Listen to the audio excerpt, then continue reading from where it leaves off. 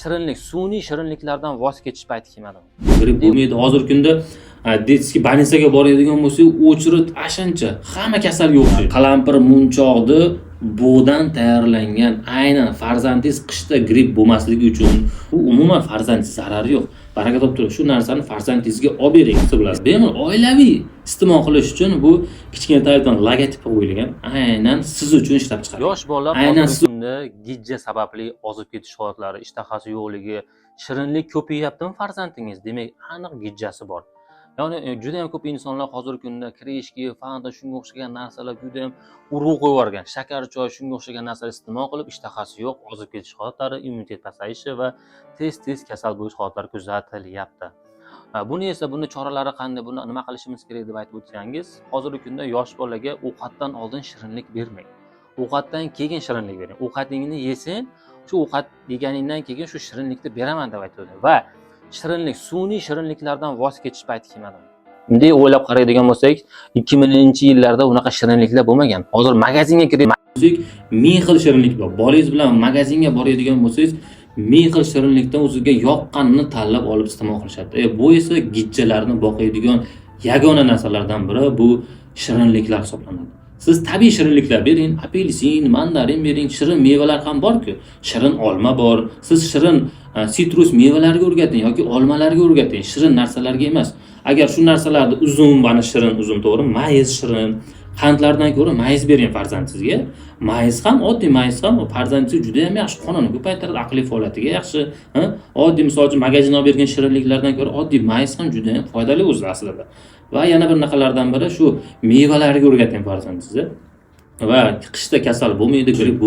Farzandingizni olib boradigan bo'lsangiz, million narsa yozib beradi va farzandingiz yana 1,5 oy, 2 oy zo'r bo'lib yuraveradi va yana siz qishicha kami 4-5 marta nima bo'lasiz? Больницаga borishingizga to'g'ri keladi. Farzandingizni ham qiynayapsiz, jigarini qiynayapsiz. Undan ko'ra biz sun'iylashib ketyapmiz borgan sari. Bunday o'ylab qarayapsizmi? Qachon siz oxirgi marta baliq yedingiz? Qachon siz oxirgi marta mevalardan farzandingizga berdingiz? Biz bozorga borib qachongacha bu narsani o'zgartirishimiz kerak. Biz o'zi rivojlangan internetlardan ko'ra rivojlangan mamlakatda o'zi nima qilyapmiz? Internet asrida yashayapmiz. Farzandingizga mana hozirgi kunda biz mikrozelinlardan tashkil qilib qo'yganmiz. Vitamin bergis kelmasa, oddiy ovqatiga mikrozelin shunday sepib qo'ying, vitaminga boy, immunitetni ko'taradi. Oddiy narsalar vitamin, ana brokoli misol uchun mana xuddi shunday mikrozelinlarni ovqatingizga bir chimdim ovqatga qo'shib qo'ygan taqdiringizda ovqatingiz vitaminli ovqat bo'ladi. Biz nima qilamiz? Qo'y ovqat, bolangizga kartoshka qovurib ber, suv ovqat ber, bir xillikka to'g'ri. Kechqurun ovqatga nima yeygan? Farzandingizga roltin beradi, unaqa narsa, ishtahasi yo'q, bir ovqatdan zerikkan ovqat muammosi. To'g'ri, rang-barang qilib bering farzandingizga ovqat yemayapti. Oppoq ovqat kim ham yerdi? Bunday o'ylab qaraydigan bo'lsangiz, agar restoranga borib farzandingizga o'sha ovqatni bering, o'sha ovqatni yeydi. Nima uchun? Chunki mana shunaqa zelinlardan solib qo'ygan 4ta 5tasini rang-barang bo'lib turibdi-da. Rang-barang bo'lgandan keyin farzandingiz qiziqib yeydi-da. Magazinga kirsa rang-barang narsalar farzand olib yegisi keladi. Farzand yosh bola rangli narsalarga qiziqadi. Oddiy shu ko'katlardan 2-3 ta shunday qilib sepib qo'yadigan bo'lsangiz, nima bo'ladi? Farzandingiz qiziqib iste'mol qiladi. Va undan tashqari hozir gijjalarni tushirish uchun mana chesnok bilan mayizni aytib o'tganman, birdaniga iste'mol qilish kerakligini. Ular ham juda ham ajoyib gijjangizni, farzandingizni gijjalarni to'kib beradi. Va undan tashqari hozirgi kunda kichik tabiiy, ya'ni shaxsan Ilhomjon Nomonov qalampir munchoqni bug'dan tayyorlangan, aynan farzandingiz qishda gripp bo'lmasligi uchun ushbu narsalarga rasxod qilib farzandingizga bera olmayapsiz, ovqat ham yedira olmayapsizmi? Hammada shu muammo.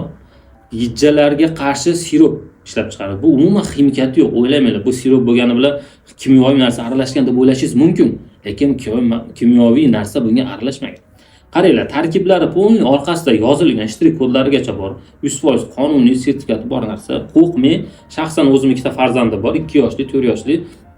Ularga beraman. Hattoki qishda gripp ham bo'lmaydi. Gripp bo'lsa ham yengil o'tib ketadi. Qalampir munchoqni va aylan daraxti guli, dastarboshi gullari, burgan o'ti, ajgon urug'i, achchiq ermon daraxti ekstrakti distillangan suvni uni qaynatiladi katta bochkada.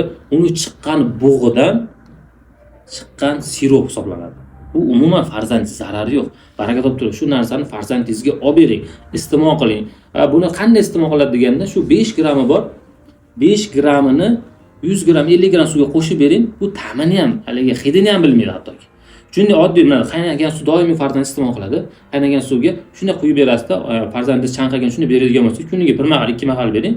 Qishda gripp bo'lmasligi uchun, immuniteti uchun, ishtahasi uchun, gijjalarni qopi bilan to'kish uchun albatta organizm tozalovchi, jigarga ham foydasi bor, yurakka ham foydasi bor, immunitetni ham ko'taradi. O'zingizdan iste'mol qilsangiz bo'ladi. Yosh kattalar iste'mol qilsa bo'ladi. Bemalol oilaviy iste'mol qilish uchun bu kichkina Toyota logotipi qo'yilgan, aynan siz uchun ishlab chiqarilgan. Aynan siz uchun, sizni farzandlaringiz uchun bu narsa ishlab chiqarilgan. Farzandlaringizga olib bering, o'zingiz iste'mol qiling, sog'lom turmush tarziga amal qilib, maza qilib hayotdan zavqlanib yashang. Sog' bo'ling.